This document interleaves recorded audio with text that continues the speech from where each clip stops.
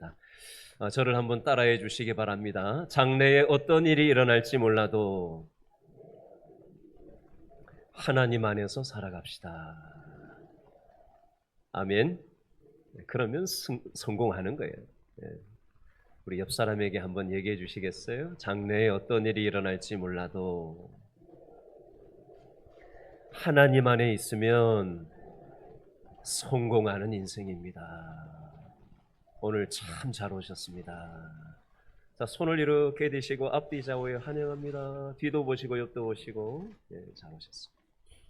자, 말씀 들어가기 전에 양해 말씀을 구하겠습니다. 제가 비염이 지금 굉장히 심한 상태입니다. 그래서 지금 막 눈이 안 보일 정도로 지금 정신을 못 차리고 있는데 양해해 주시고, 제가 온도 변화에 좀 예민한 비염 종류거든요. 그래서 온도 변화만 약간만 있으면 좀 정신을 못 차리는데 오늘이 조금 그런 날인 것 같습니다. 양해를 좀 부탁드리겠습니다. 자, 오늘은 고린도전서 말씀 첫 번째 시간인데요. 이 고린도전서는 첫 번째 1장의 주 내용이 분쟁과 당파에 대한 부분이 오늘 고린도전서 1장 핵심 내용이 되겠습니다. 자, 들어가기 전에 읽지는 않았지만 고린도전서 1장 9절 말씀을 한 번 더 읽어볼까요? 고린도전서 1장 9절 다 같이 시작. 너희를 불러 그의 아들 예수 그리스도 우리 주와 더불어 교제하게 하시는 하나님은 미쁘시도다. 아멘. 자, 하나님은 누구하고 교제하게 하신다고요? 그의 아들 예수 그리스도 우리 주와 더불어 교제하게 하시는 하나님. 말이 참 어렵다, 그죠? 쉽게 얘기하면, 한마디로 얘기하면 신앙생활은 누구하고 교제하는 거예요? 예수님하고 교제하는 거. 따라합니다. 신앙생활은 예수님하고 교제하는 겁니다. 예. 교회는요, 사람 사귀려고 나오는 게 아니에요. 교회는요, 취미생활 하려고 나오는 게 아니에요. 교회는요, 우리를 위해서 피 흘려 죽으신 예수님의 십자가 사랑, 그걸 인정하고 믿음으로 받아들인 사람들이 예수님하고 교제하려고 나오는 거예요. 여러분, 이거 놓치면요, 신앙생활 놓치는 겁니다. 사도 바울이 고린도 교회 성도들에게 신앙생활은 예수님하고 교제하는 것에 집중을 해야 된다, 이걸 강조하고 있는 겁니다. 그런데 고린도 교회가 예수님하고 교제하는 것에 집중을 하지 못하니까 교회 생활하면서 엉뚱한 것에 관심을 갖게 되더라는 겁니다. 그래서 교회가 분쟁이 생기고 문제가 생겼다라는 게 오늘 1장의 핵심 내용이 되겠습니다. 여러분, 옆에 있는 분 한번 보시겠어요? 여성만 있나요? 좀 답을 해봐요. 여성만 있어요? 그러면요, 남성도 있나요? 네. 그러면 어른들만 있나요? 여기는 그러네요. 여기는 대체로 보니까 어른들만 계시네요. 근데 지금 같은 이 시간에 2층에 가면은 영유치부 예배가 지금 똑같은 이 시간에 드려지고 있고요. 그리고 또 옆방에는 유초등부 아이들, 초등학생들이 지금 예배를 같은 시간에 지금 다른 공간에서 드리고 있어요. 그리고 5층에는 우리 중고등학생들이 지금 같은 시간에 예배를 드리고 있고요. 이따가 1시가 되면은 우리 청년들이 예배를 또 드리게 될 겁니다. 교회 공동체에는 남자만 있는 것이 아니라 여자도 있고, 또 어린아이도 있고, 또 청소년도 있고, 또 노년도 있고, 중년도 있고, 다양한 연령대의 사람들이, 다양한 사람들이 나오는 것이 교회입니다. 여러분, 옆에 앉아 계신 분이 가족인 분도 있고, 부부인 분도 있고, 또 부모 자식 간에 앉아 계신 분도 있고, 다양한 분들이 지금 내 옆에 앉아 계신데, 여러분, 내 옆에 앉아 있는 사람이 여러분하고 성격이 똑같아요? 달라요? 다르죠. 똑같은 사람은 없어요. 옆에 있는 사람이 나하고 취향이 똑같습니까? 다릅니까? 달라요. 좋아하는 음식도 다르고요, 취미도 다르고, 성격도 다르고, 말하는 것도 다르고, 생각하는 것도 다르고, 별로 똑같은 게 없어요. 여러분, 같은 신앙의 공동체라고 하더라도 남자, 여자, 나이, 성격, 취향, 사는 동네, 우리 교회에서는 한 2시간 넘어서 대중교통으로 교회에 오시는 분들도 있어요. 길동에 사시는 분도 있지만 사는 동네도 지역도 다 다릅니다. 여러분, 그러나 내 옆에 있는 사람이 나하고 다르다고 해서 당신 왜 나하고 달라? 당신 왜 나하고 다른 동네 살아? 난 이 음식 좋아하는데 왜 그 음식 좋아해? 그 다르다고 해가지고 뭐라 그럴 수 있겠습니까? 사람마다 다 다른 게 당연한 거예요.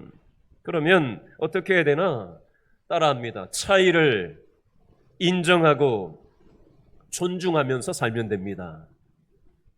세상도 그렇지만 교회 안에서 함께 믿음의 식구들끼리 차이를 인정하고 존중하면서 살면 되는 거예요. 그런데 문제는 차이를 인정하지 않을 때 문제가 생기는 겁니다. 서로의 차이를 존중하지 않을 때 문제가 벌어지게 되는 겁니다. 그래서 오늘 고린도전서 1장에 보니까 고린도 교회에 분쟁이 있었다라고 말씀하고 있습니다. 고린도전서 1장 11절 말씀 둘째 줄에 보니까 너희 가운데 뭐가 있다? 성경 보세요. 1장 11절 둘째 줄에 너희 가운데 뭐가 있다? 분쟁이 있다는 것이라. 차이를 인정하지 않고 존중하지 않으니까 교회 안에, 고린도 교회 안에 분쟁이 있었다라고 말씀하는 겁니다. 그래서 오늘 사도 바울이 이 고린도 교회를 개척한 분이거든요. 그 사도 바울이 이 고린도 교회가 이 분쟁이 생겼다는 얘기를 듣고 이 고린도 교회 성도들을 향해서 권면하는 내용이 바로 오늘 보면 내용이 되겠습니다. 자, 사도 바울이 뭐라고 권면을 하는가? 고린도전서 1장 10절 말씀을 다시 한번 읽어볼까요? 1장 10절 말씀 시작. 형제들아, 내가 우리 주 예수 그리스도의 이름으로 너희를 어떻게 하노니? 권하노니 모두가 어떤 말? 같은 말을 하고 너희 가운데 분쟁이 없이 어떤 마음? 같은 마음과 어떤 뜻?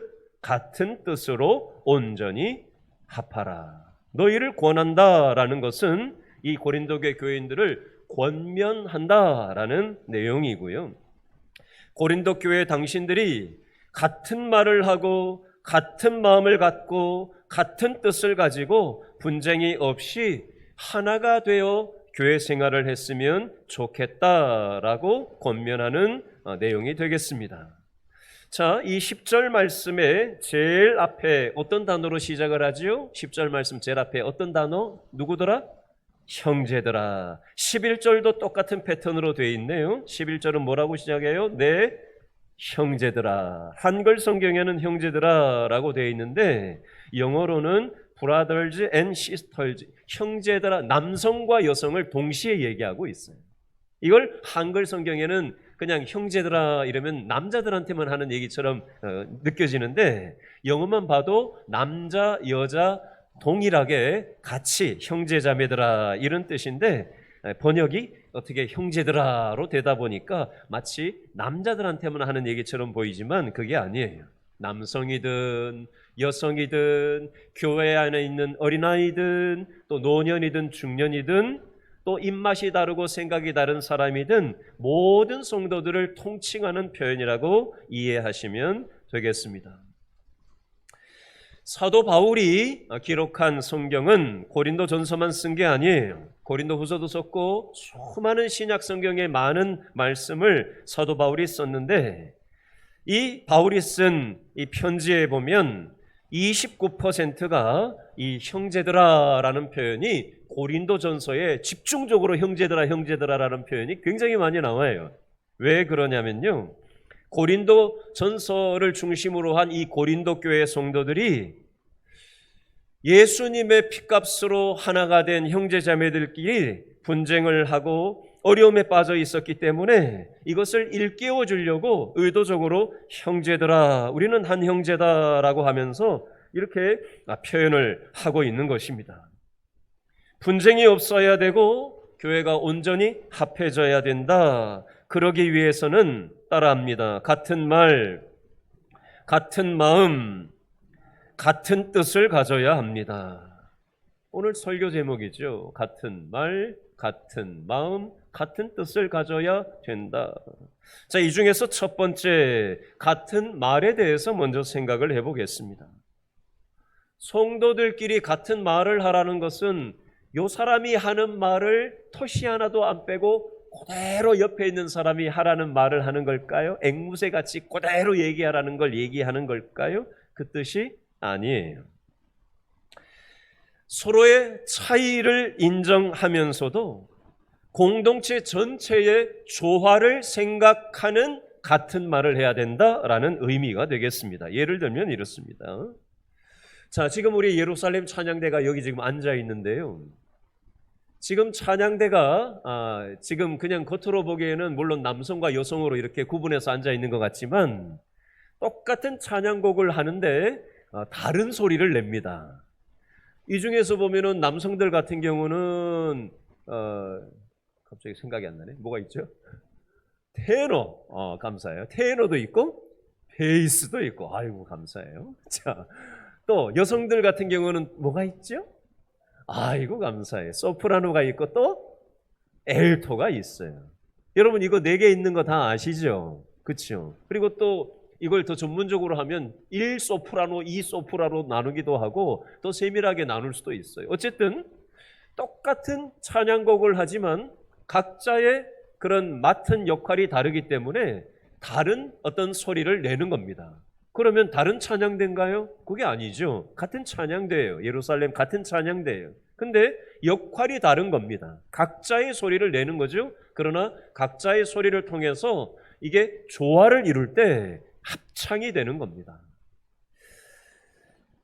근데 만약에 예를 들어서 아니 왜 소프라노처럼 하지 않고 그 낮은 소리를 내냐? 소프라노 하는 사람들이 그렇게 하지 말고 나처럼 이렇게 높은 소리를 내라. 이렇게 하면 되겠어요? 소프라노가 막 소리를 막 크게 이렇게 막 내야 될 대목에서 막 지휘자가 소프라노 크게 하라고 사인을 주면 막 소프라노가 이제 크게 하겠죠? 근데 테너가 보고는 아니 왜 저 소프라노만 크게 해? 우리도 크게 하자라고 지휘자가 사인도 안 줬는데 베이스가 그냥 막 소리를 막 꽥꽥 지르면서 막 그렇게 우리도 크게 내야지? 뭐 이렇게 하면 이게 질서가 깨지겠죠. 각자 다른 어떤 역할로 조화롭게 자기 소리를 정확하게 낼 때 이게 조화를 맞춰서 합창이 정확하게 잘 될 수 있는 것입니다. 여러분 이 합창의 이치는 교회에 움직이는 이치하고 맥을 같이 하죠. 교회에서도 각자 자신의 할 일이 있고 또 자신의 책임이 각각 다르게 있는 것입니다. 자기의 자리에서 맡겨진 책임을 정확하게 수행할 필요가 있습니다. 해야 할 말이 있고 또 해야 할 일을 정확하게 바로 하고 조용히 할 일은 조용히 할 필요도 있습니다. 옳지도 않고 정확하지도 않은 말을 큰 소리로 하게 된다면 교회를 어지럽히고 분란을 일으키게 될 수도 있습니다. 여러분 사람 몸에도 그렇습니다. 코는 뭘 하는 기능을 하죠? 냄새를 맡죠. 감사해요. 근데 코가 할 냄새 맡는 일을 귀가 내가 냄새를 맡아야 되겠다 이러고 나서면 어떻게 되겠어요? 자, 만약에 사람 몸에 손이 있고 발이 있는데 손과 발이 싸우면은 이 몸이 어떻게 되겠냐는 겁니다. 여러분 교회는 예수님의 몸이에요. 우리 교회는 예수님의 지체들입니다. 지체 안에는 조화가 있어야 하는 것입니다. 서로 할 일을 하면서 전체적인 조화를 우리가 추구할 필요가 있다라는 것입니다.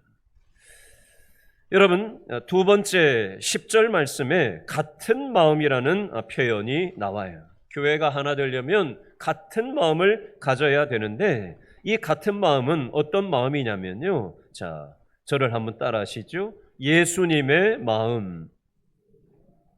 여러분 신앙 공동체에서 우리가 품어야 될 마음은 따라합니다. 내 마음이 아니라 인간의 마음이 아니라 예수님의 마음입니다. 예수님의 마음을 우리가 같은 마음으로 품어야 돼요.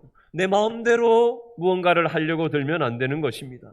인간의 마음이 중심이 되면 교회가 어려워지는 것입니다.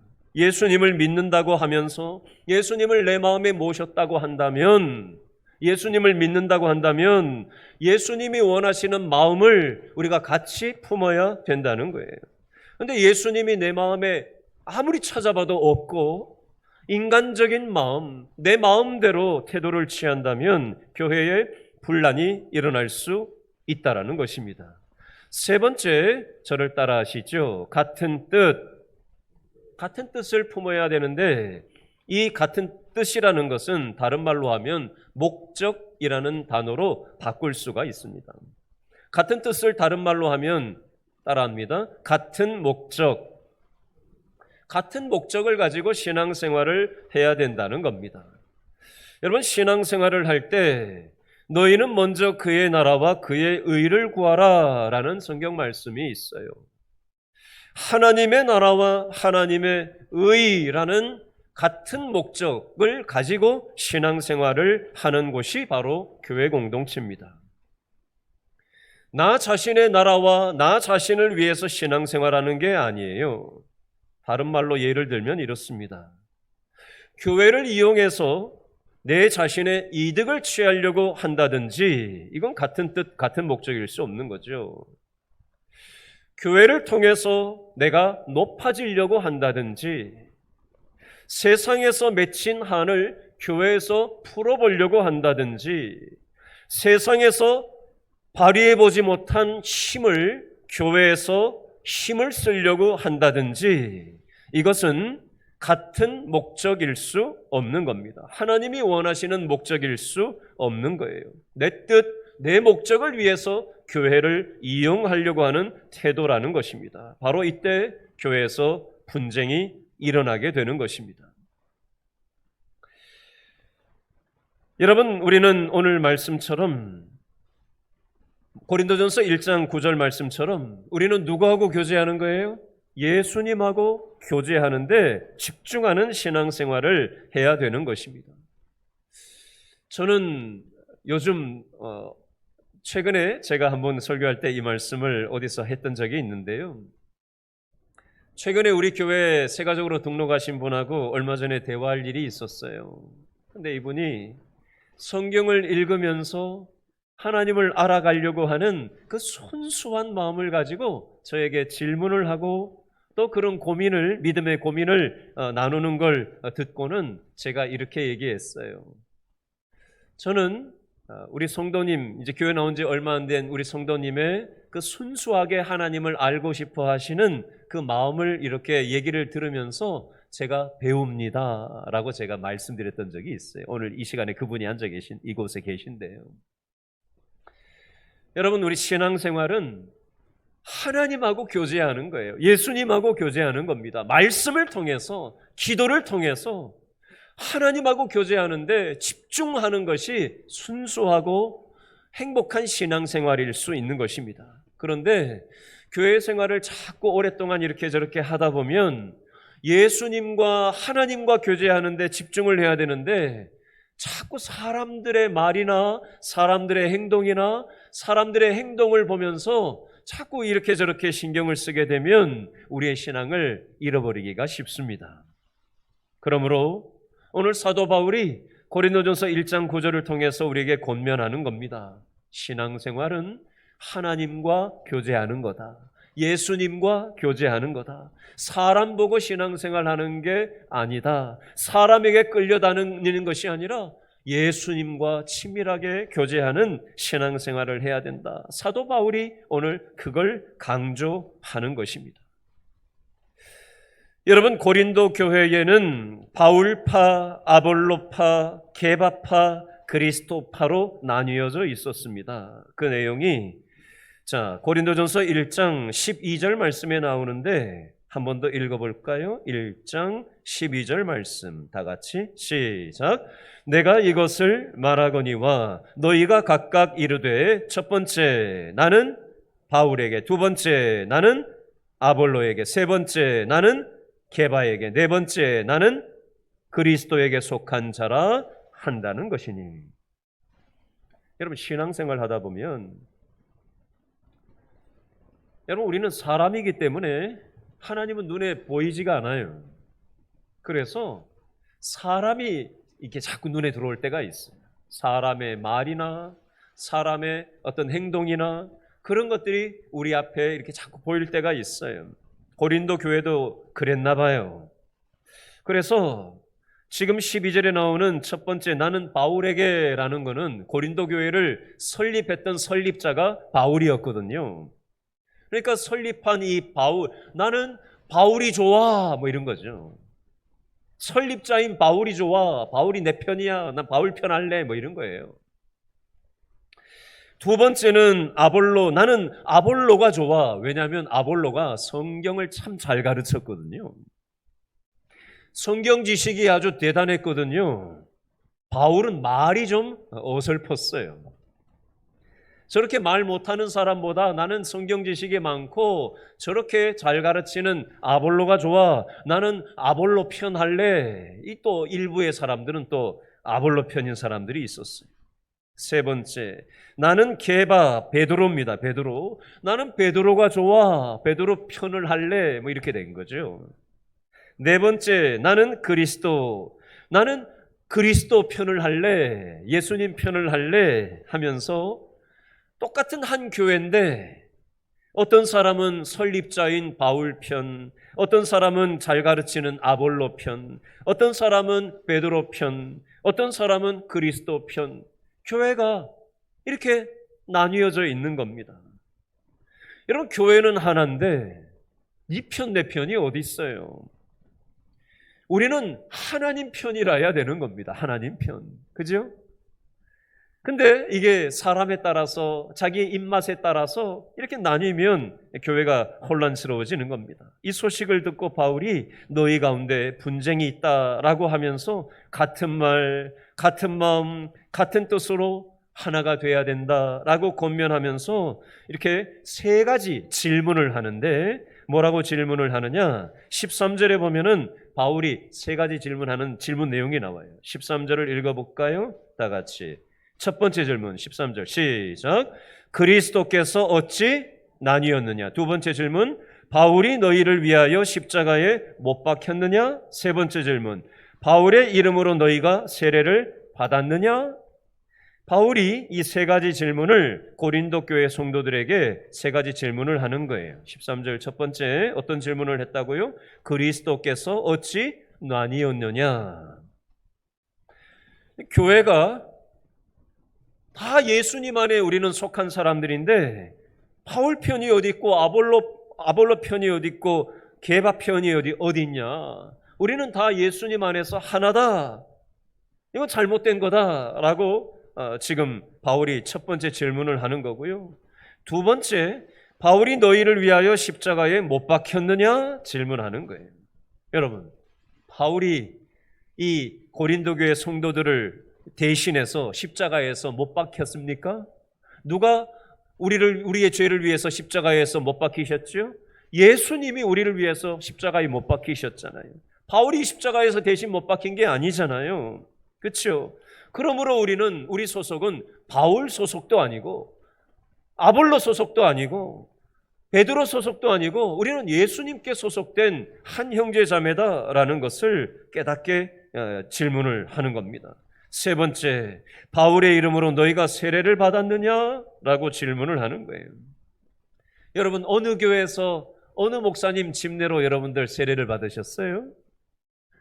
다 다르잖아요. 그렇죠? 지금 길신교회 똑같이 다니고 계시지만 저는 시골의 고향교회에서 어렸을 때 어느 목사님께서 집례를 하셔서 세례를 받았습니다. 저는 이사가서 어느 동네 어느 지역에서 살다가 그 교회에서 어느 목사님께서 집례를 하셔서 거기서 세례를 받았습니다. 우리는 다른 교회에서 각각 세례를 받았을 겁니다. 똑같은 길신교회에서만 세례 받지는 않았을 거예요. 저 역시도 마찬가지고요. 그러나 우리는 누구의 이름으로 세례를 받았지요? 예수님의 이름으로 세례를 받은 거예요. 바울 이름으로 세례를 받은 것도 아니고 아볼로 이름으로 세례를 받은 것도 아니고 그죠? 베드로 이름으로 세례를 받은 것도 아니에요. 그래서 바울이 바울의 이름으로 너희를 세례를 받았느냐? 아니지 않느냐? 예수님의 이름으로 우리가 세례를 받은 게 아니냐? 그러니까 세례 준 사람은 아무것도 아니라는 거예요. 누구의 이름으로 세례를 받은 게 중요한 거지. 그러므로 우리는 예수님 소속이지 누구 편, 다른 편, 그런 편이 이 편, 내 편이 없다는 겁니다. 여러분, 요즘도 수많은 교회에서 주도권 쟁탈전을, 부부간에도 주도권 쟁탈전을 하는 것처럼 한국 교회에서도 수많은 교회들이 주도권 쟁탈전을 하는 교회들이 많습니다. 목사파냐, 장로파냐, 장로 중에서도 이쪽 장로 편이냐, 저쪽 장로 편이냐 하면서 몸된 교회가 너무나도 어려운 교회들이 많이 있습니다. 여러분, 이 고린도 교회의 문제가 비단 오늘 성경에 나오는 고린도 교회만의 문제가 아니라는 겁니다. 그러므로 사도 바울이 우리가 신앙생활할 때 같은 말을 하고 또 같은 마음을 품고 같은 목적 뜻을 가지고 우리가 하나가 되어야 한다라는 것을 강조하고 있는 것입니다. 그리고 오늘 고린도전서 1장 9절 말씀처럼 신앙생활은, 저를 한번 따라합니다. 신앙생활은 예수님하고 교제하는 겁니다. 질문합니다. 여러분, 요즘 예수님하고 교제하고 계세요? 여러분, 진짜 예수님하고 교제하고 계세요? 주일날 예배당에 한번 나와서 그냥 예배 시간에 이렇게 앉아있다가 가는 거, 그런 거 말고요. 물론 이것도 예수님과 교제하는 거이긴 해요. 아니라는 게 아니에요. 교회는 친교하려고 교회 나오는 게 아니에요. 교회보다 더 친한 사람들 세상에도 널려 있잖아요. 그거 하려고 오는 거 아니잖아요. 그렇죠? 우리를 위해서 피 흘려 죽어주신 예수님하고 교제하려고 교회에 나오는 겁니다. 이거 놓치면은 신앙생활이 무질서하게 되는 거예요. 여러분, 내가 과연 신앙생활을 사람 보고 하고 있는지, 사람 만나러 혹시 오는 건 아닌지. 오랫동안 신앙생활 하다 보면 하나님을 안 보고 자꾸 사람을 보고 그 말에, 그 행동에 영향을 받고 또 이 편, 내 편 나뉘어져서 예수님께 집중하지 못하는 신앙생활을 혹여라도 우리가 하고 있다면 이 부분을 여러분들 정확하게 점검하시고 예수님과 교제가 살아있을 때 우리가 진정한 신앙의 행복이 있고, 예수님과 교제가 살아있어야 진정한 만족이 있고, 예수님과 교제가 살아있어야 진정한 기쁨이 경험될 수 있습니다. 저는 우리 길신교회 성도들이 이거 놓치지 않았으면 좋겠어요. 그리고 행복한 신앙생활 했으면 좋겠어요. 그 비결이 뭐라고요? 예수님하고 교제하는 거. 아셨죠? 기도하겠습니다.